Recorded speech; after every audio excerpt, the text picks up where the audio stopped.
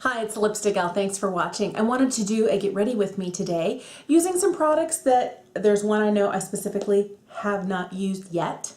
And then there are some others that it's been a while and I want to know if I still love them the way I remember loving them.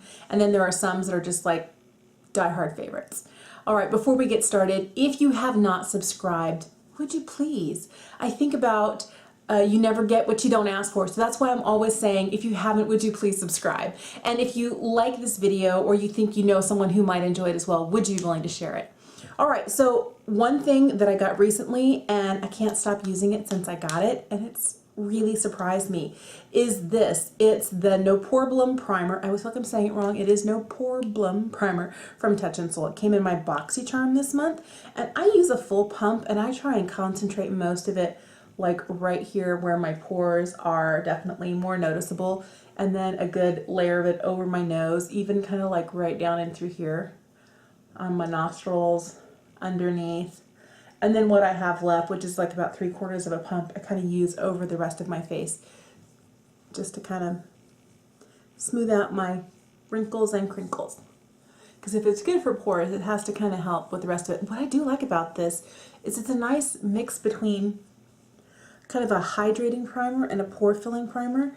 It's not like the heaviest duty pore filling primer that I have, but I like that most of my pore filling primers tend to be more on the matte side, and this doesn't ever feel like it's drying or matte. I really like it a lot.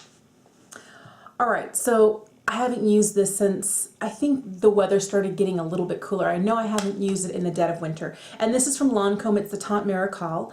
And it's a lit from within makeup, a natural makeup, which is really what I'm loving right now. So I'm going to put maybe a pump or two on the back of my hand, and we're just going to go in with a brush and share it around. If you haven't heard me say this yet, I really do like as much as possible to wear little to no foundation. And I know 2 pumps is not little to no foundation, but or I try and find foundations. Like some of my favorites are the Light Wonder from Charlotte Tilbury. It's very much like a sheer tint. And I feel like that's what this is, where you can still see my skin, where it's still, 2 pumps is probably too much. 1 is probably just what I needed, but I'm always worried that my brush or my sponge is going to eat it up.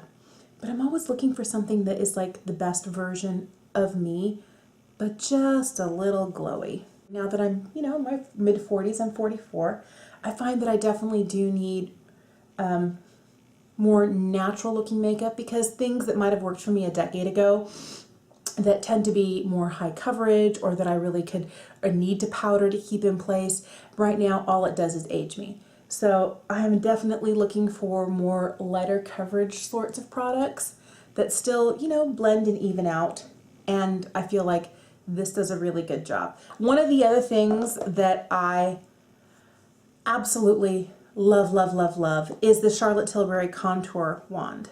Now this is in the light to medium shade. There is a medium to dark shade, and I just throw it on here. I thought we'd do more of a cream and easy look today. So I'm just gonna quickly contour a few spaces here, and I will do a little bit underneath my chin. And then we're just going to blend it in. I love what a beautiful quick contour that gives. I really, really like it. Forgot concealer. I'm using Charlotte Tilbury's The Retoucher, and I'm just going to tap this in around my eyes, and I have a little red spot there. One of the products that I haven't used in a long time, and I forgot whether I loved it, and I know it's been in one of my beauty favorites before. It's from Besame. And this is the little lid to it. I took it off because it's hard to get the lid off sometimes and to get it on straight. This is their Cream Rouge in the shade Crimson. It is really, really bright. So with this, I either use a sponge, and I'm worried that if I use a sponge, I might pick up too much. I'm going to use a little stippling brush here and pick up some of this, and I know this color looks terrifying. Then I'm going to bounce it off the back of my hand. So I get just a little bit, and we're going to put that on.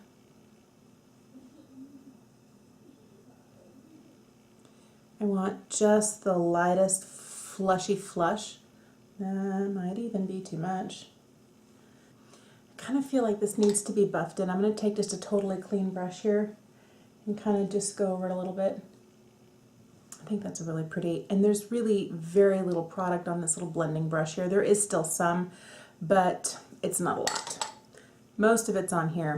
And I always bounce stuff like this off the back of my hand, because if I go straight from the pot to my cheek, it's just crazy. So that's kind of what I do. One of the other things I'm going to use is a Colourpop Super Shock, I would say Super Shock, a Super Shock highlighter. And this one here is in Lunch Money. I'm just going to lightly tap this over the tops of my cheekbones. Oh my goodness. I just hit pan. I don't know why that makes me so ridiculously happy. I almost never use up all of my products, and I have so many Super Shock highlights. I don't know, you know, that I've ever used a whole one up. Ooh, I need to throw a little powder underneath my eyes just so that my concealer doesn't crinkle up. I have really been liking, and I don't know that it's a dupe for anything, but I'm kind of trying to see if it works the same way some of my higher end glowy powders. But I'm using the one from Flower. This is their Miracle Glow Satin Finishing Powder. And I like to use a slightly glowier powder underneath the eyes for setting, just to make sure that we reflect light, we don't make it too matte, that whatever powder I put over the top of concealer doesn't end up making it look darker. So I'm going to throw on some brows really quick. One of the things that I like on a day when I'm going for an easier, very natural, well, glowing, this much is not natural. Let's not kid ourselves. I like to use an easy brow pencil also. And this one from e.l.f. is just called their brow pencil, and I have the shade Brunette. I really like this. It makes it really easy, and since it's a slightly chubbier pencil, it goes on really fast and it blends really well. As you can see, I usually concentrate like there's no hair over here, and oh look, I do have a brow. That's kind of what I like that it offers. And then it blends out beautifully with the spoolie, so it never looks like it's too much, like it's just enough. I'm going to throw a little bit of this Brow Stylist Plumper from Loreal on. I do wipe most of it off. I can't show you very well here.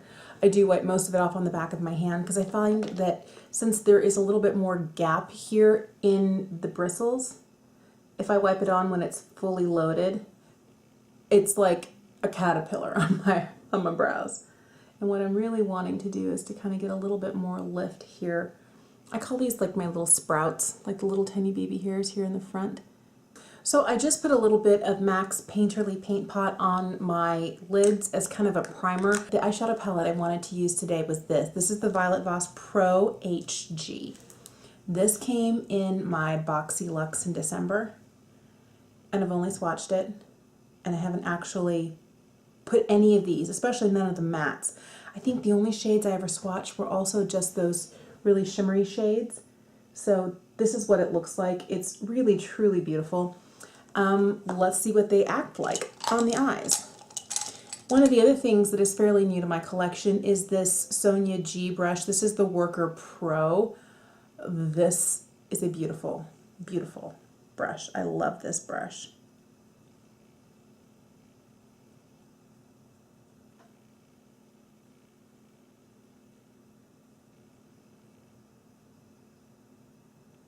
I'm going to throw a little bit of my Colourpop Cream Gel Color Liner in my tight line, curl my lashes, and put on some mascara.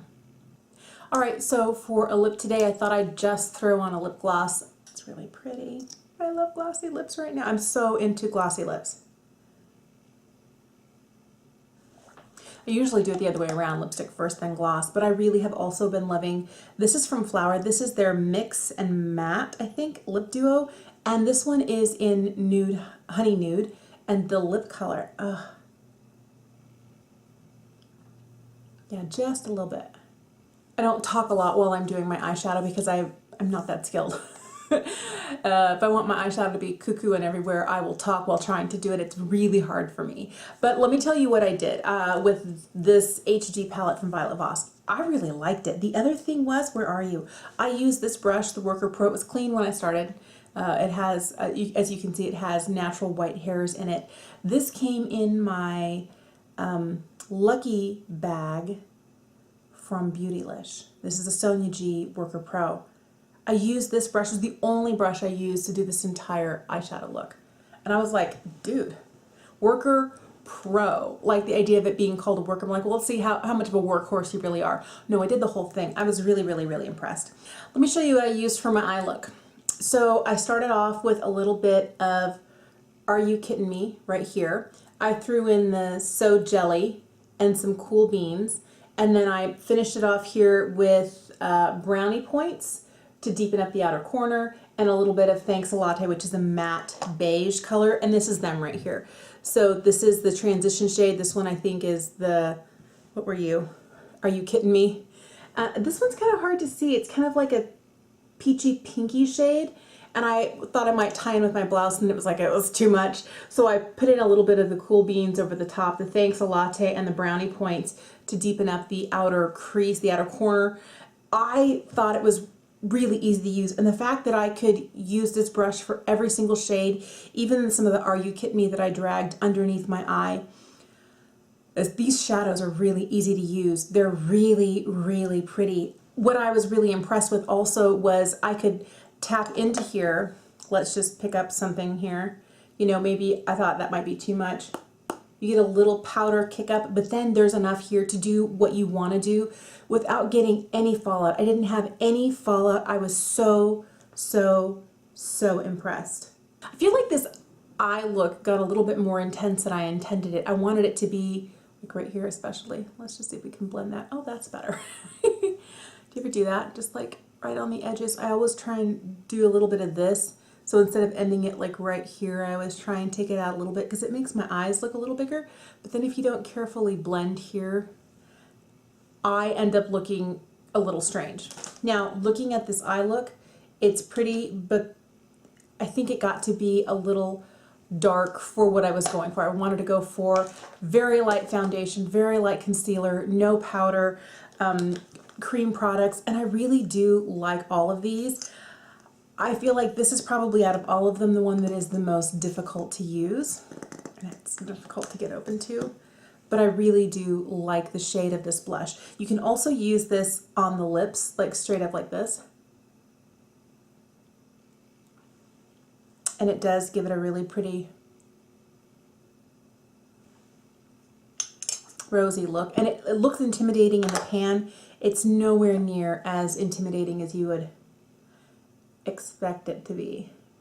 I do like how this is more of like a juicy hint of color, so it works both on the lips and on the cheeks, but I forgot how much I love this, and it really is a beautiful, beautiful product. All right, thank you for watching. Thanks for getting ready with me. Let me know if I'm trying to really dig into my collection and think, oh yeah, I hadn't tried this yet, or I wonder if I'm still going to like this foundation as much in the wintertime when my skin tends to be a little drier as I do in the summertime when it's a little glowier. I'm glad to be able to put some of these things back on and really see what I think about them and whether I really like them or not. And I do. I don't think there was a single thing here that I didn't like. So the one kind of surprise for me, I hadn't used it that much since I tried it in my Flower Beauty, like my full face of Flower Beauty, was this Wear mascara. And it's really beautiful.